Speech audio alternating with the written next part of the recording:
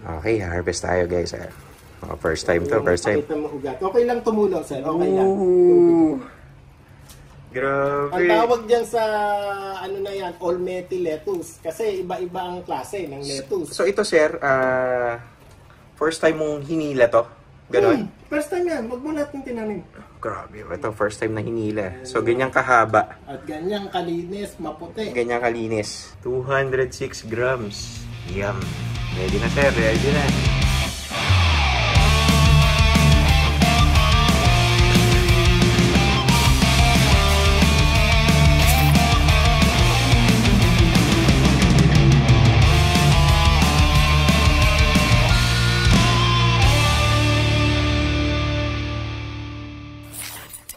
July 8 ngayon, 9 PM.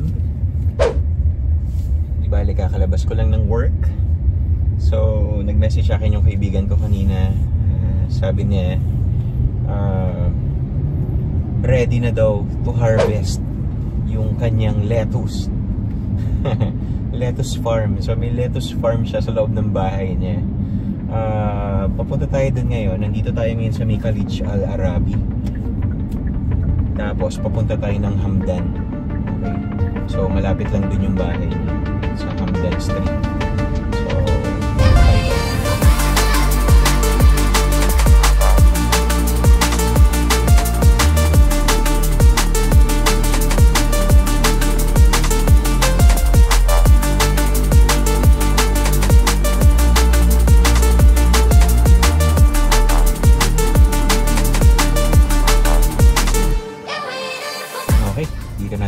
hintay ko lang siya lumabas itong sa parking, tapos ako na yung magpa-park dito sa pwesto niya. Okay, let's go.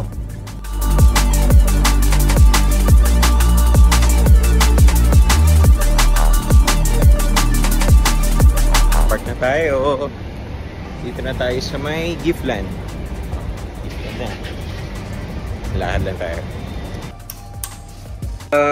How are you? Good? It's for you. Sorry. Basta sir. Sir Alan, ang ganda ng lettuce niya. Sabi niya sa akin kanina, pang ano lang talaga to, pang consumption lang sa bahay lang talaga, di ba? So ayan, pero talagang gusto niyang gumawa talaga. Pag gumagawa siya ng madamihan, hanggang dyan sa baba. So ilang layers? 4 layers. 4 layers. Ko 2, 8. Okay. So anong klaseng setup ang tawag dito? Kasi 'di ba madaming setup? Oo, marami. Oo. Ito ang tawag Kratky method. Okay.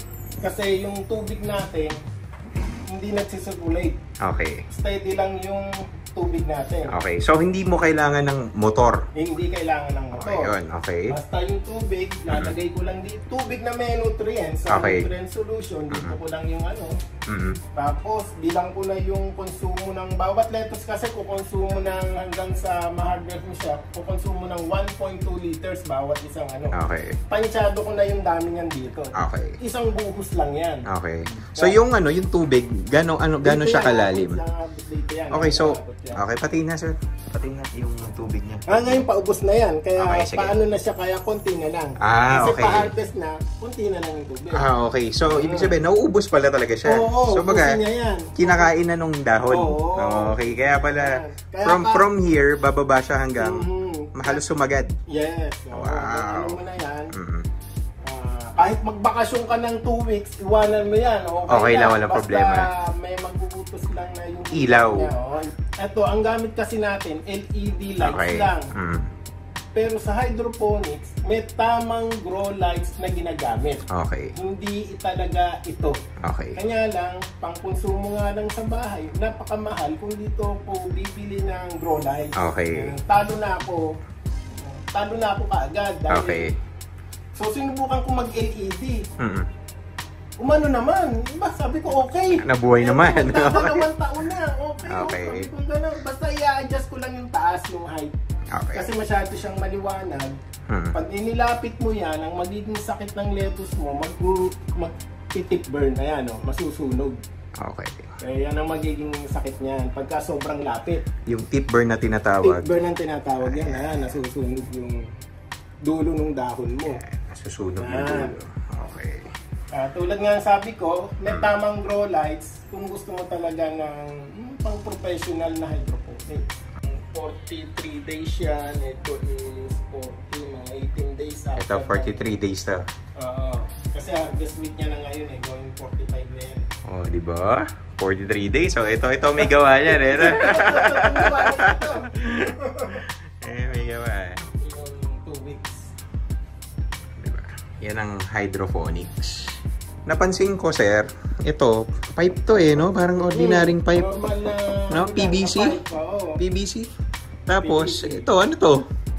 Styrofoam. Okay. Ano to? Dito ka nagsimula or ano? Dito ako nag-start sa Okay. styrofoam. Pero nasa kwarto ito. Okay. Kasi sa styrofoam, ang temperature ng nutrient solution mo mag-stay ng matagal. Okay. Kaya yung ano niya, temperature niya talaga. Okay. Hindi katulad ng PVC, pag mainit ang panahon dito sa hallway, magbabago yung temperature ng nutrient solution mo. Malaking epekto dito sa halaman mo. Okay. Kung ang epekto niyan, babansot. Bagal lumaki, pangit ang dahon. So bakit ko naman dito dito ako nagdesisyong magtanim kasi mas marami kong mailalagay. Okay. Dito, konti lang. Okay. Kasi pahaba to eh, no? Oo, konti lang yan. Pero dyan ako nag-start. Pero Okay. maganda yan kung konti lang din ang mo, pwede to. Pero yung maramihan, kasi kulang na eh. Kasi mga kasama ko sa trabaho, gusto rin eh. Okay. So, anong klaseng ano to? Anong klaseng pipe? Ito, PVC, size 4 o size 5 pwede. Okay. Yan. Size 4 or size 5. Okay. Tapos? Bago mo siya butasan, ito sa Amazon ko lang ito kinuha. Okay. May iba-ibang size yan. Alright. Ako lang din nagbutas niyan. So, depende na sa'yo kung anong gusto mong... Kung ano yung dumating sa yung ganito. Okay. Yung Alright. butasan, tapos elbow. Ba't kailangan may elbow? Anong reason? Ito, access ng ko. Doon ko ilalagay yung solution. Tubig. ko. Okay. So, open ba yan? Open Tingnan yan. natin. Hanggang yung tubig niyan. Ayan, open pala siya. Dito yung tubig. Saka may oxygen din kailangan pumasok. Okay. Saka makita mo yung bawat dulo ko, hindi ko rin sinasagad. Para may oxygen kahit paano na Alright. papasok sa kabilang dulo. Nahalo ko lang ng yan. So, ayan yung baba. O, di ba? Ganda.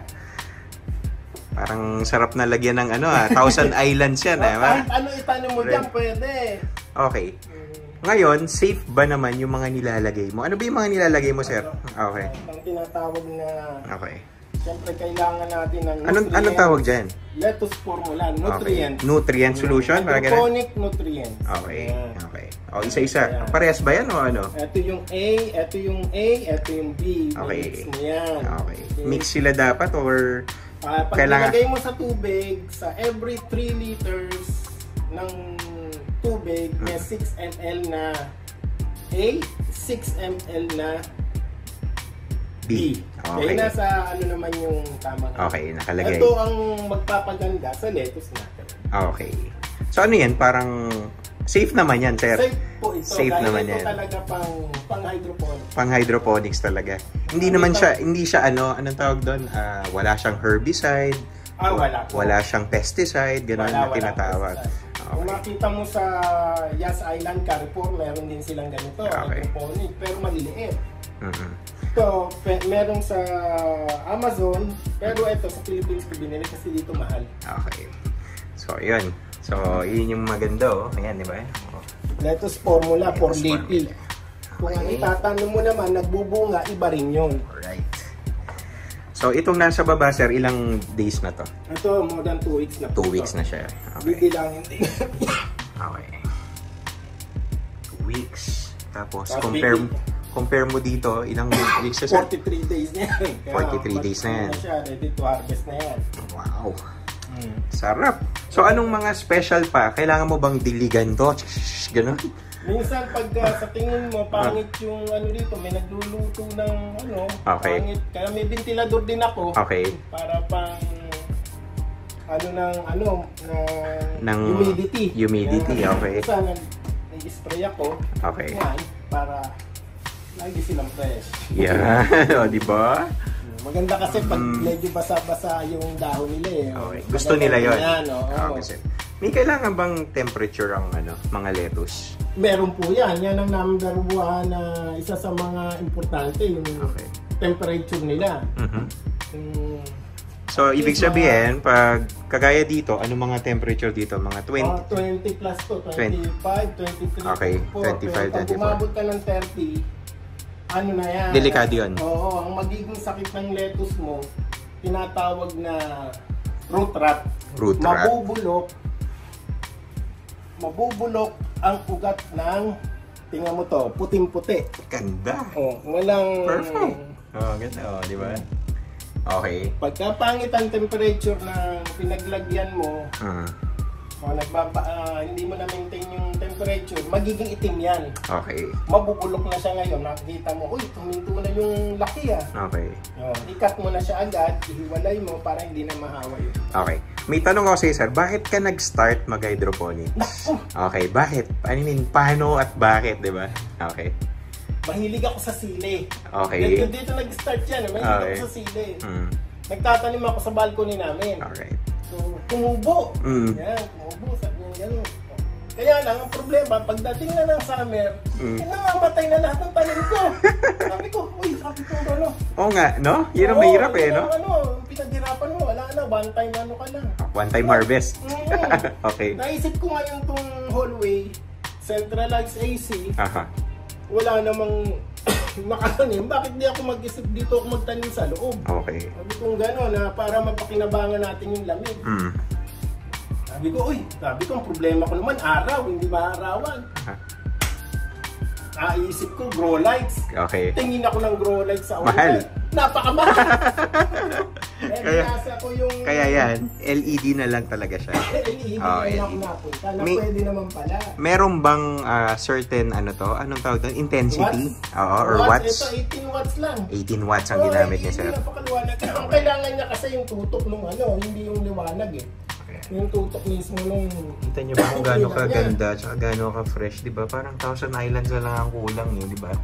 Yum. Oo, yung mga bata rin natututong kumain. Saka ito, walang pesticide talaga. Ano to? Nagsimula ba to sa pandemic or ano? Before pandemic or... Before pa ng pandemic. Meron ka na talaga nito? Kasi naalala ko nung magkasama tayo sa trabaho before, di ba? Dun sa may pinuntahan natin sa medyo malayo-layong lugar. Nababanggit mo to di ba? Napag-usapan natin. Kaya ako nagpunta dito di ba? Saka sabi ni sir, harvest na. Kaya ayan, kukunin na natin. Kukuha na tayo. Same day. Sabi niya sa akin, ito yung message ni sir. Tignan nyo. Yan. Ito yung message niya. Yan. Tapos, sabi niya, harvest day na. So, ayan. Kakain na tayo niyan. Siguro bukas titikman natin yan pag Kasi pag uwi ko, gabi na Ano oras ba? Guys, 10:07 na. So, ayan. And hindi na rin ako, sir, magtatagal. Kasi nga, late na. Pero, yes. So, paano, sir? I-harvest mo ba? Hilahin mo? I-harvest mo. Ikaw ang mag-harvest. Ako mag-harvest? Sige. Anong harvestin natin? Ano bang maganda-ganda? Ito siguro. Harvestin natin dito. Ito. Butin mo lang ito. Okay, sige. First time to. Okay lang tumulo, sir. Okay lang. Grabe. Ang tawag dyan sa Olmeti lettuce. Kasi iba-iba ang klase ng lettuce. So ito, sir, first time mong hinila to? Ganon? First time yan. Huwag mo natin tinanim. Grabe. Ito, first time na hinila. So, ganyang kahaba. At ganyang kalinis, maputi. Ganyang kalinis. Tumulo na, sir. Okay lang. So, ayan. Kita nyo naman, kung gaano kaganda. Diba? Ayan, si Sir Alan yan. Si Sir Alan. And, alam nyo ba, si Sir Alan ay dentista yan. Yan. Tignan nyo. Yum! Timbang natin kung Timbang natin yan. Titimbangin natin. 206 grams. Yum. Ready na, sir. Yan. Woohoo! Matitikman na natin ito. Pwede. Sige. Hugasan muna natin to tapos diretso tayo sa bahay namin. Tikman mo, sir. Itong isang Olmeti, ito yung pambato ko, sir. Magkaiba ba to? Oo, iba yan. Okay. Magkaiba pala to. Ito ang the best na ang tawag dito, crystal ladik. Okay. Ano to? Crystallalic. Okay. Itong hawak mo, ano yan? Ano yung hawak mo, sir? Tawag dito, Crystallalic. Okay. Pag kinain mo talaga to, crunchy kasi makapal. Ganun pala yung Ito naman ang difference. tinatawag na Olmeti kasi Okay. kulot-kulot siya.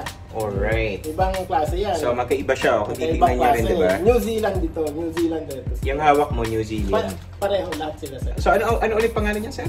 Crystallalic. Crystallalic. Lalik. Okay. Ito, Olmeti. Olmeti. So, may mga iba-iba pa. Iba-ibang klase ang Iba-ibang lettuce. klase. Yung nabibili natin sa Bacala, ano lang yun, yung romaine.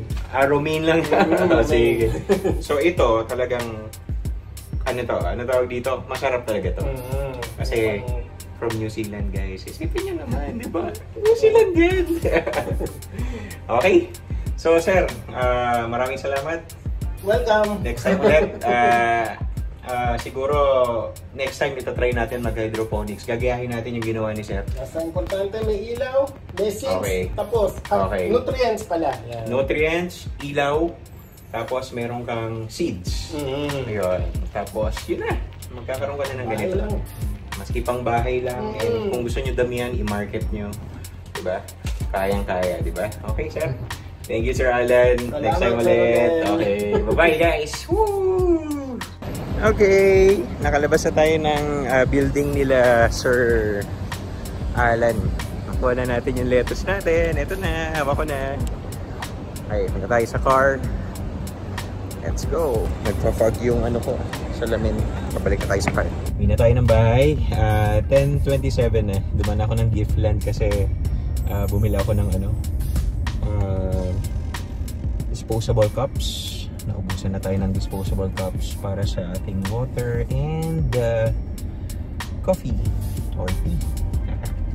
Na-appreciate ko yung natutunan ko ngayong gabi. Mag-11 na, nakadating ako ng building namin. And I'm just grateful kay Sir Alan. Sobrang thankful sa time mo. Thankful ako sa time mo, sir. I appreciate yung mga learnings na nalaman ko about sa hydroponics. And hopefully, soon makagawa tayo ng hydroponics dun sa bahay. So hopefully, dito na tayo sa bahay namin. Okay. I hope madami kayo natutunan and maraming salamat. Good night, everyone.